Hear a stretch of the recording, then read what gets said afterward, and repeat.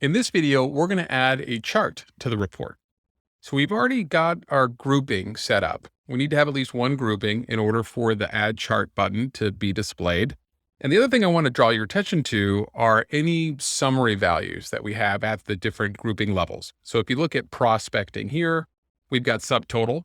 And so we've got an amount column as well. So under amount, I'm going to set summarize here to sum because these numbers are often used in the charts. So the charts are going to use groups, but then usually we need some sort of metric to put on that chart to compare the different groups.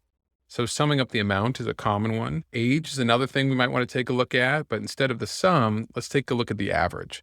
What's the average age of opportunities in these different stages?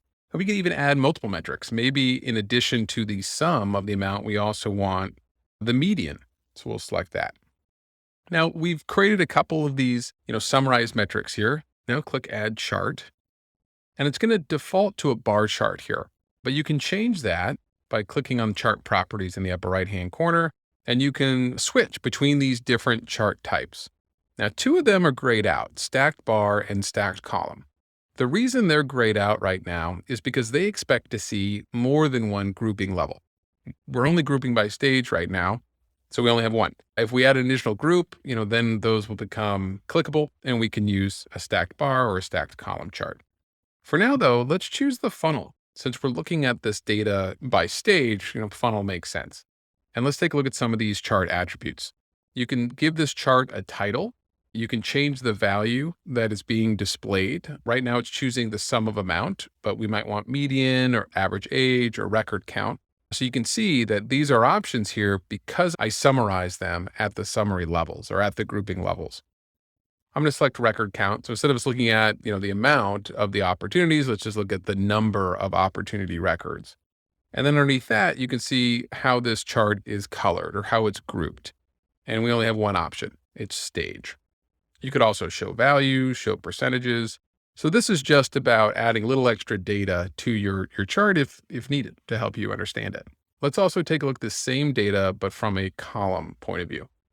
All right, so same information, but it's just laid out, and each different column is a stage.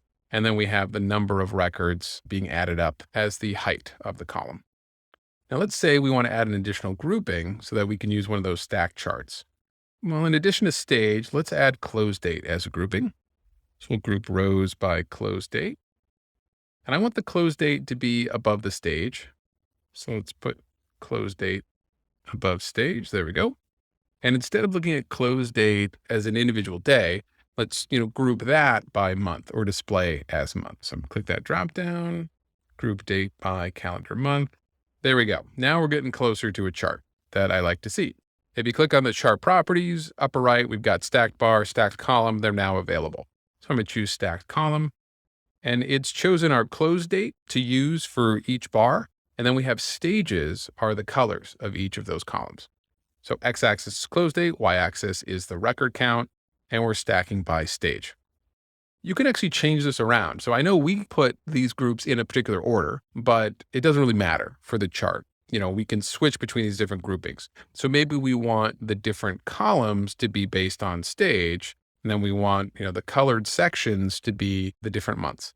So however you want to see it, you can set that up. Although I think, close date makes a little bit more sense to me. And then we've got a couple other extra features. You could add an additional measure if you wanted to. So we have sum of amount. Actually, sum of amount is good. So let's change the y-axis. So the y-axis will make sum of amount, and then we could add an additional measure for the median amount. Now, because both of those measures are the same data type, they're both currency, we can plot them very easily across this chart.